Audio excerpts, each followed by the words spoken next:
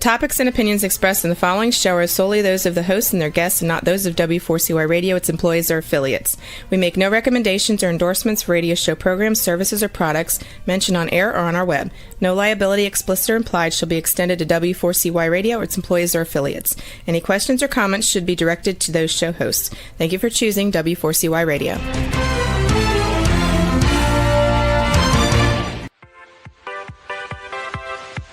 Welcome to the Ask Good Questions podcast, broadcasting live every Wednesday, 6 p.m. Eastern Time on W4CY Radio at W4CY.com. This week and every week, we will reach for a higher purpose in money and life, as well as a focus on health and wellness. Now, let's join your host, Bonita Bell Anderson, as together we start with Asking Good Questions.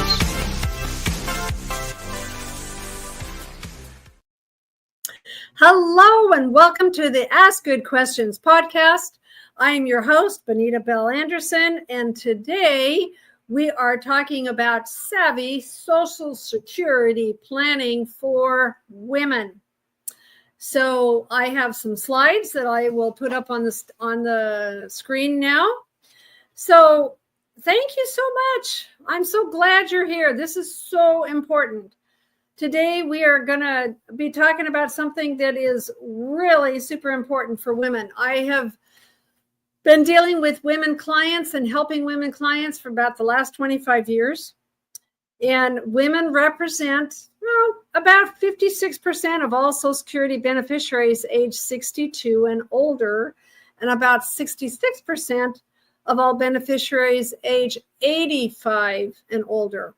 Whether you're married or single, divorced or widowed, there are certain strategies you can use. And the reason I'm here is because I want you to get this right. Because I want you to have the maximum benefits for your lifetime. So we're going to talk about some of these strategies today. So how confident are you in your ability to retire comfortably? I've got women clients across the spectrum, from very low income to very high income. The question was recently posed, this question, to 5,900 men and women who are still working. So not surprisingly, women are less confident in their ability to retire comfortably. 36% said they were either not too confident or not at all confident, compared to 28% of men. So another survey asked about some of the financial aspects of retirement. Will you have enough money to live comfortably throughout your retirement years? Only 11% of unmarried women said yes. Okay, so forget about living comfortably. Will you have enough to meet basic expenses during retirement? Just 23% of unmarried women said yes. Are you doing a good job of preparing financially for retirement? Only 15% of unmarried women said yes. So you'll see that my email address is scrolling if you have questions. I've also written a book for divorced or women who have lost their spouse about all of these issues around finances. When you email me, I will give you the link for going out to Amazon to get the book. But remember that many of this thing that we're looking at on the screen right now, many of these unmarried women were once married. Whether through divorce or widowhood, many married women wind up single at the end of their life. It's just the case, right? So here's a quote. Women in general have greater concerns about their retirement security, yet do less than needed to plan for adequately addressing those concerns. This quote came from a study by MetLife on women, retirement, and the extra long life. Unfortunately, it's true in too many cases, but at least you're here. Whether this is a first step for you or you're one of the savvy ones who have been planning for retirement all along, Gathering information about Social Security and other sources of income in retirement is what you need to do to take care of yourself financially. All right? So here's women's realities. It offers income you can't outlive. Ida Mae Fuller, who was the first recipient of a monthly Social Security check, lived to be 100. And this is back in the 1940s. She received Social Security right up until the month she died. If your monthly Social Security benefit is $2,000 and you live 10 more years, you'll receive a total of almost $300,000 in lifetime benefits. If you live 30 more years, you'll receive nearly $1 million. Hard to believe, isn't it? Because Social Security provides inflation adjusted income for life. The best way to get the most out of the Social Security system is to live a really, really long time, right? So this is something that, how am I going to do that? Well, maybe you should work a little bit longer. I know, you maybe not want to, but paying down debt, adding to retirement savings, reducing how long you have to draw down, for drawing down retirement assets, and raising Social Security benefits are all super, super important things that you should consider. So here's the value of Social Security is really, really, really important. So you need to understand how you can get the most out of this whole thing. So it offers income you can't outlive, right? Women love Social Security. Here's one reason why. It offers income you can't outlive. And so you're going to be getting almost, you could get almost $1 million in benefits if you live to be like 95. That annual, like if you do, like this year it was 2.5%, but if you do an annual cost of living adjustment of 2%, then your monthly income in 10 years would be about $24.38. In 30 years, it's going to be about $36. That's nothing to sneeze at. So now for some fun stuff. Social Security rules and strategies. These can be somewhat complex, I know, depending on your marital status, but it's definitely worth understanding the different rules and strategies because it's what can help you get more out of the system. All right. Okay, let's start with a series of questions. The first question is, do you qualify for Social Security benefits on your own work record, right? You do if you paid into Social Security for at least 10 years. And it doesn't matter if those 10 years occurred all in one stretch early in your life or later in life. Like for me, I've got 3 daughters. The years when I was having babies and a stay-at-home mom, they're big fat zeros on my work record. Also, my first husband, we were overseas in the military in Germany for 4 years in the 1980s. I was taking care of little ones. Actually, my youngest daughter was born in an army hospital overseas during that time. I don't recommend having babies in army hospitals overseas, but you just need 10 years of fairly minimal earnings to be able to qualify. So the next question is, are you currently married? And has your husband started receiving his Social Security benefit? It will become clear later why we are asking these questions.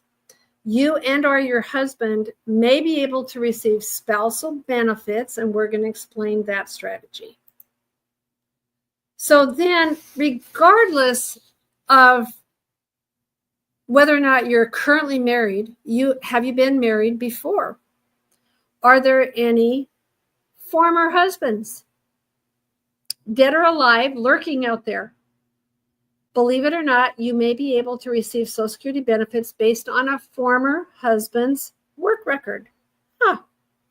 If your previous marriage ended in divorce, if it lasted at least 10 years, and if you are currently unmarried, you may qualify for divorced spouse benefits. If you're divorced and your ex-husband is deceased, you may qualify for divorced spouse survivor benefits. We'll talk more about that later.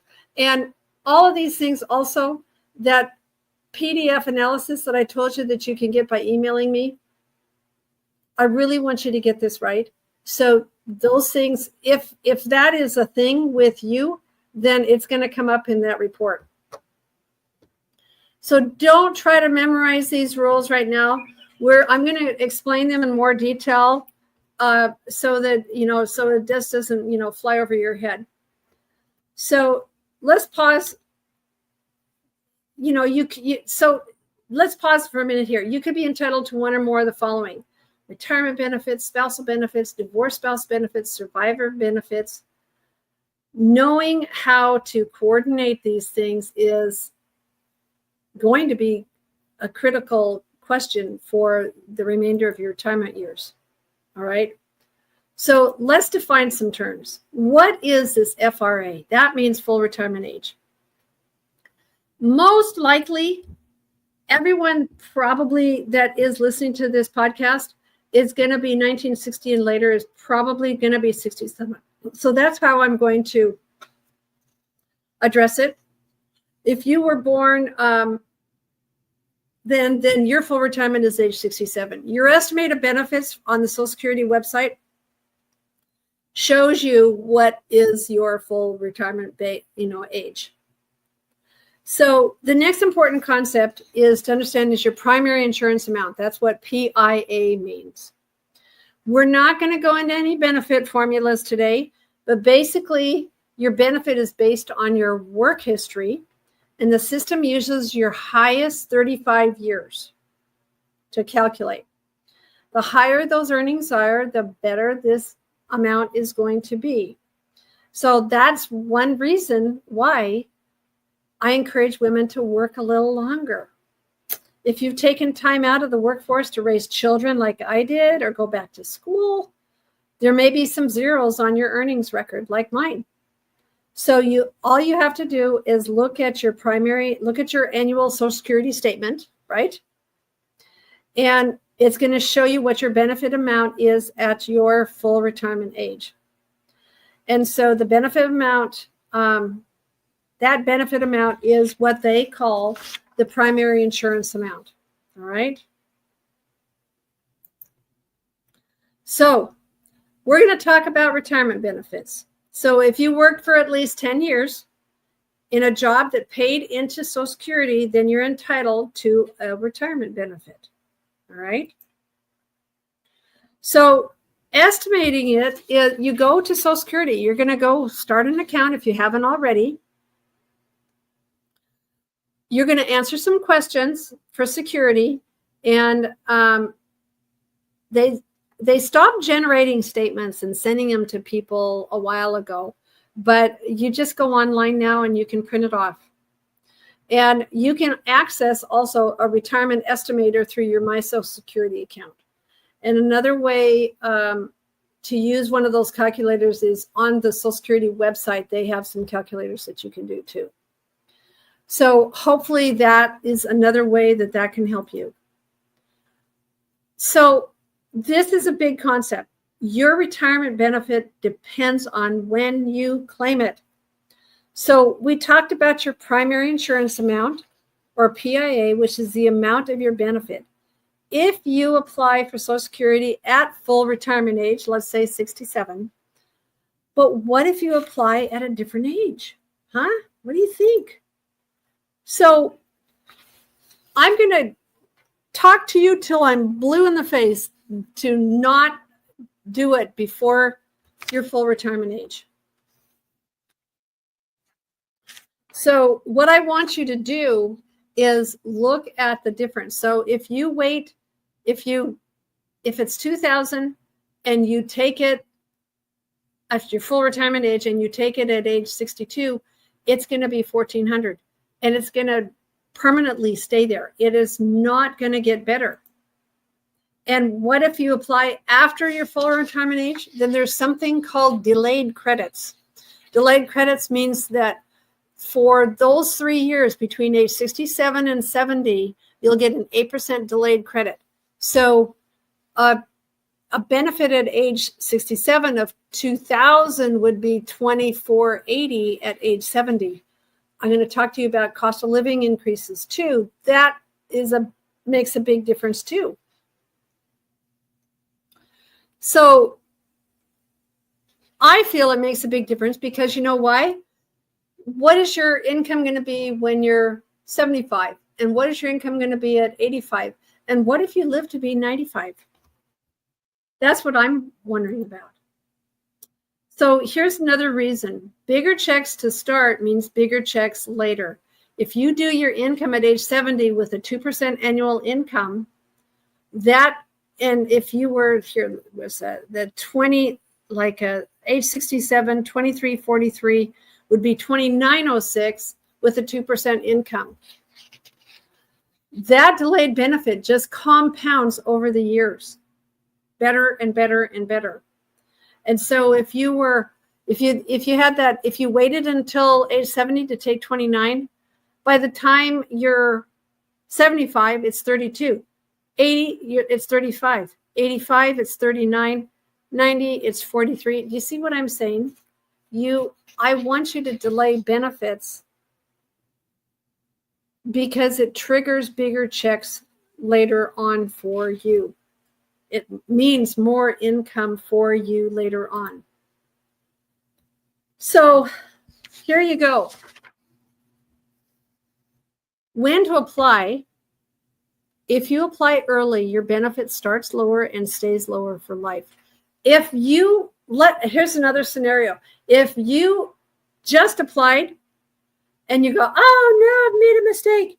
If it's within a year and they've started paying you benefits, you can stop it within that first year and you're going to have to repay back what they gave you, but you can do it and then say, I really made a mistake. I listened to Bonita Bill Anderson and I really should have waited. You have to pay back what they gave you, but then you can stop it and then start it when you should. So COLAs magnify the impact of early or delayed claiming as well. The longer you live, the more beneficial it is to delay benefits, and the decision impacts survivors.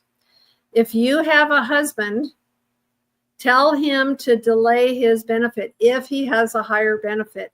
That's going to increase your survivor benefit if he dies first, right? So, reasons not to file. Being stuck with the reduced benefit is not the only reason to not file for Social Security before full retirement age. Another reason is that if you are still working, some or all of your benefit may be withheld due to the earnings test. $1 in benefits for every $2 you earn over $23,400 will be deducted. You will not be able to take advantage of these savvy spousal strategies. So after you turn full retirement age, there's no earnings test. So you can receive your full Social Security benefit and earn as much as you want from working without any benefits being withheld. You are going to have to be thinking about taxes, but it is possible. Another reason not to file for Social Security before full retirement age is that you might not be able to take advantage of some of these spousal strategies that we're going to talk about next. All right. So let's talk about some spousal benefits. When Social Security was first instituted in 1935, can you believe it? Most women didn't work. So the system allows for spousal benefits to be paid where women can draw Social Security off of her husband's work account.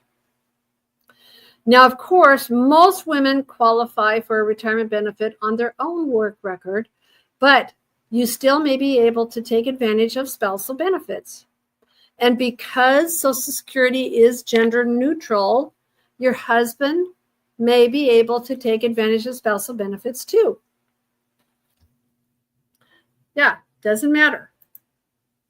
So let's start with a simple example. So if you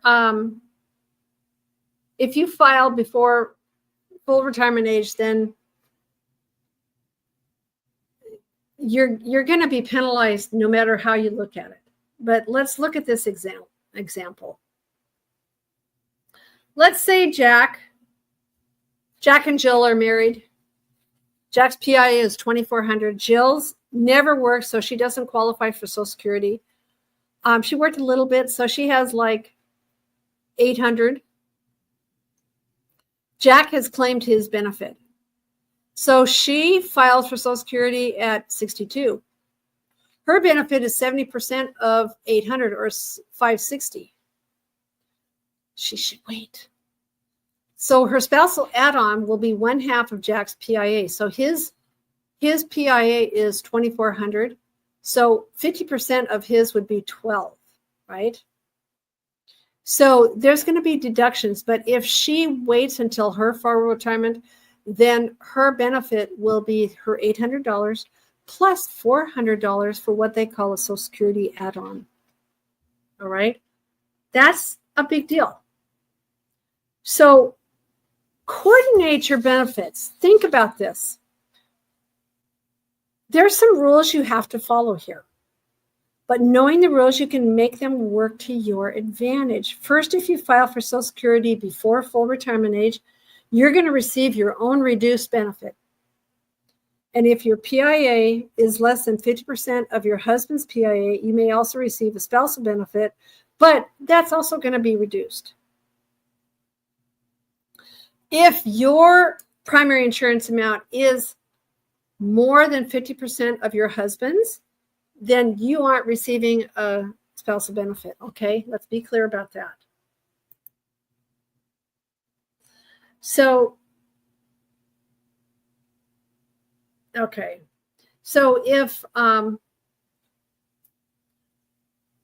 like for instance, if her PIA is 2,000 and his is 2,400, then there's no spousal benefit, right? That spousal benefit is only for people who have benefits that are less than 1/2 of the husband's. Okay, is that clear? So how about divorce spouse benefits? Okay. If you were married over 10 years to the same husband and are currently unmarried, pay attention to this. If the divorce occurred more than 2 years ago, he does not need to have filed for his own benefit. So there's some interesting things here. So let's say Dick and Dora are divorced. They were married more than 10 years. Dora's 62 or older, and she's currently unmarried. His PIA is 2,400. He's over 62. Dora files for her divorced spouse benefits at her full retirement age and starts receiving 50% of Dick's PIA, or $1,200. Hard to believe, isn't it? But it's true. Dick's own benefit will not be affected, right? His current wife's spousal benefit will not be affected. And Dick's other ex-wives' divorced spouse benefits will not be affected. You're going, what? If he has 3 ex-wives, and if he was married to each one for 10 years, all 3 ex-wives may receive full divorced spouse benefits off Dick's record. And his current wife can receive her spousal benefit as well. The Social Security framers probably didn't think serial marriages would one day become fairly common when they developed these rules, but here we are, and we can take advantage of them.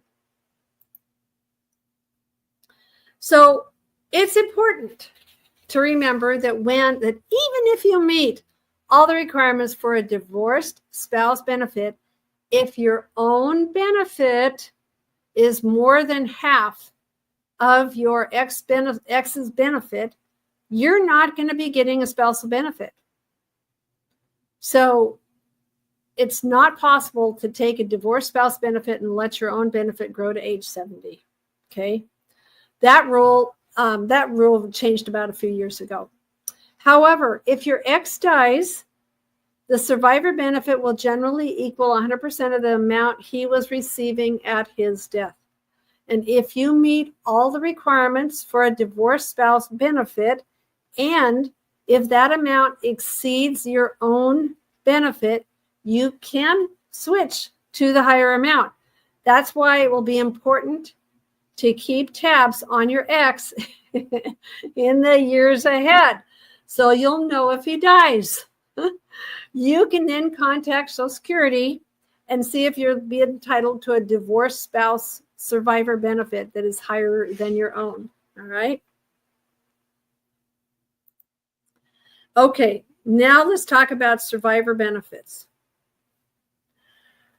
You probably can't even imagine this now, but if you're married or if you're divorced, your husband or your ex-husband might die before you do. Odds are he will, since women on average live longer lives than men do. So you might at some point in your life become eligible for a survivor benefit. If that survivor benefit is higher than the benefit you are receiving at the time of his death, you can switch to the higher benefit. So even though it may be a long way off, you may need to understand how survivor benefits work, because certain decisions made now can affect the amount of that benefit. All right. So let's do this example. Jack is 2,400. Jack dies at age 70. If he'd claimed his benefit at 70, Jill's original survivor benefit would be based on his benefit at the time of his death, or 2976. So if he claimed his benefit at 62, Jill's original survivor benefit would be based on 82.5s of Jack's PIA. So basically, you're going to see that the longer you wait, there's several different ways that the longer you wait, it's going to be better for you financially. So you can see on the left, if Jill applies at age 60 or all the way up to age 67, there's a formula for how much she's going to receive. All right. And it's going to depend on if he waited. If he was a numbskull and he took his at 62, it's going to be reduced. So survivor benefits can be claimed as early as age 60. Hopefully you don't have to do that. Hopefully you can work. And the amount, because if you do that, it's going to be reduced. So young widows shouldn't automatically file for their survivor benefits as soon as they turn 60. They should just work and then file for it when they're going into retirement. To qualify for a survivor income, you have to have been married to the person who died. Living together doesn't count. If he died during the marriage, you only need to have been married for 9 months. If he died after you divorced, that marriage must have lasted at least 10 years. Okay? By the way, same-sex couples now get Social Security benefits as if they are or were legally married. Okay? That's a change to the law as well. So here's the same thing. So Jack is receiving $29.76, and she's receiving her spousal benefit of $1,200. Let's say she doesn't qualify for Social Security on her own work record. She can jump up to Jack's benefit of $29.76 after he dies. But her $1,200 benefit will stop. Please remember that. Whatever the smaller amount is, that is going to go away. And so that's something that we help clients with as well. So there's a lot of stuff in here. If your marriage lasted at least 10 years, this whole thing with divorced spouse benefits is the same as widows. You have to be currently unmarried, or remarriage took place after age 60. And so this is something that you can find out if you qualify for.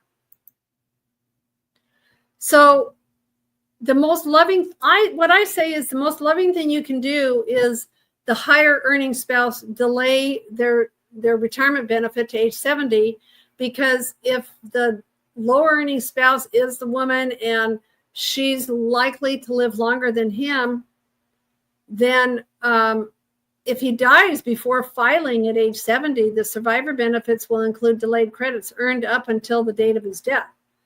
And you can claim your survivor benefit at full retirement age or later.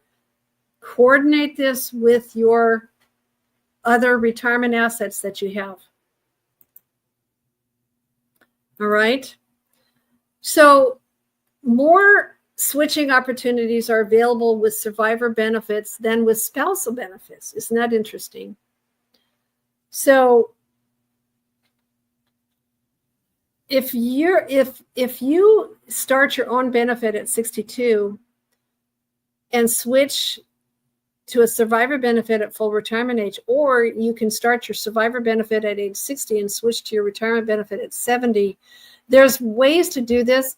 Again, if this is like, woo, it's like too much, then just realize that this analysis that I'll complimentary give you the analysis. There is a small charge if we do a professional evaluation, but I think it's invaluable to be able to figure out what are the best ways that I can look at this. So here's an example, all right? If the survivor benefit is higher than the retirement benefit, you'll want to take the retirement benefit at 62 and switch to the survivor benefit at full retirement age. Sometimes you don't know, but it's possible. If her PIA is 1,000 and the survivor benefit is 2,200, she claims her own, and then she switches at full retirement age. So that is something that is possible. What about if the survivor benefit is lower than retirement benefit? Then you'll want to take the survivor benefit at 60. Make sure that when you're talking to Social Security, that you've got the lingo, that you've got the words correct. You want to take the survivor benefit at 60 or as soon as you become eligible for it, and switch to your retirement benefit at 70. In this case, Dora has a high PIA. Her survivor benefit is $1,800, which is less than her own benefit.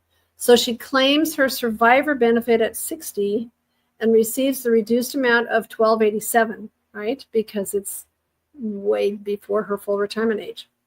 When she's 70, she switches to her maximum retirement benefit of $2,480.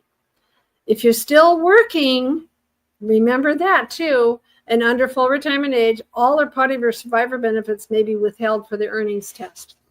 So my rule of thumb is don't take Social Security unless you absolutely have to before your full retirement age. So let's say you get remarried. That's what I did. Now, I got remarried before I was age 60. Keep these rules in mind. If you remarry at any age, you can't receive divorced spouse benefits. So if you're already receiving divorced spouse benefits and thinking about remarrying, understand that your divorced spouse benefit will stop. However, you may be able to get spousal benefits based on your new husband's record. If you remarry before age 60, you can't get survivor benefits or divorced spouse survivor benefits. If you remarry after 60, you can still get survivor benefits or divorced spouse survivor benefits. I know, I know these rules are hard to keep straight, so don't try to memorize them. If you have questions, you can always ask me, or you can call the Social Security Administration, and hopefully you'll get the same answer. Sometimes when you talk to different people, you get different answers. All right, here's a summary of survivor planning, spouse or ex-spouse still living. If you're married, encourage your spouse to delay his benefit to age 70. Okay, that's number one. As for your own benefit, consider your spouse's life expectancy. If your spouse has some health problems and may have a short life expectancy, you could go ahead and claim an early benefit on your own record because you'll be switching to your survivor benefit at some point. On the other hand, if your spouse is in good health and has a long life expectancy, you should maximize your own benefit by delaying it to age 70 because you'll be receiving it for many years before switching to a survivor benefit. That will maximize your income as a couple while you both are alive. All right, clear as mud? So compare your own benefit to survivor benefit. Take the higher benefit last. Don't remarry before age 60. So here's advice for women by marital status. If you're currently married, coordinate your benefits with your spouse. To optimize your benefits, one or both of you would delay the start of benefits to age 70 in order to earn the maximum 8% annual delayed credits. If you're entitled to a spousal benefits, you can file for it as soon as your husband files for his benefit, providing you're at least 62. Remember, your own benefit must be less than what? 50% of his in order for you to get that spousal benefit. You can't take a spousal benefit until he files. And he will want to wait until age 70 to maximize his benefit for himself while he is alive and for you after he dies. In this case, the delayed credits he would get later on are worth more than the spousal benefits you would get now. Okay, if you're divorced, consider maximizing your benefit by delaying it to age 70. Keep tabs on your ex and claim your divorced spouse survivor benefit when the time comes. Okay. If you're widowed, coordinate your retirement and survivor benefits. Take the higher benefit last. If you've never been married, you're on your own, right? With no help from spousal benefits. Consider maximizing your own benefit by working as long as possible and applying for Social Security at age 70. And regardless of your current marital status, if you have a former spouse who's deceased, consider that survivor benefit as a possible resource as long as you did not remarry before age 60. I know that this is a lot to remember. If nothing else, I hope I have opened your eyes to some of the possibilities with Social Security. You may be entitled to more benefits than you realized. So for help with your specific situation, I think this analysis that I offer is invaluable because you could live to be age 95. Social Security does provide inflation-adjusted income that you can't outlive. The decisions you make in your 60s are going to determine the amount of income you have in your 70s and your 80s and your 90s. You have got to remember this. It does make a difference. Delaying the start of benefits will give you higher income later on. I'm thinking about when you're 75 and when you're 85 and when you're 95, right? Coordinating spousal and survivor benefits will give you extra income while you delay your main benefit. We each have a record. Our Social Security number is tied to that amount. So a spousal benefit is actually a benefit that is tied to your husband's Social Security number. Your own benefit is tied to your Social Security number. All right? So make these decisions within the context of your overall retirement income plan. I, again, will tell you that I've written a book for divorcees and widows. And when you email me, I can give you the link to go out to Amazon. Love to have you have the book, because there's a lot of golden nuggets in there about this. And again, that analysis about when to take Social Security is complimentary from me. And there is a small charge for doing a professional analysis with you and valuation. But I think that this is a question that you decide one time, and you want to make it mean the most for you. So thank you so much for your attention and for being here with me today. And thank you so much for attending the Ask Good Questions podcast. And we will talk to you soon. Thank you. Today's episode is over, but we did ask good questions again, didn't we? Don't miss out as we broadcast live every Wednesday, 6 p.m. Eastern Time on W4CY Radio at W4CY.com. Join Bonita Bell Anderson next week for more conversations with experts on finances, retirement, behavioral finance issues, health and wellness, and more. Until then, remember to ask good questions.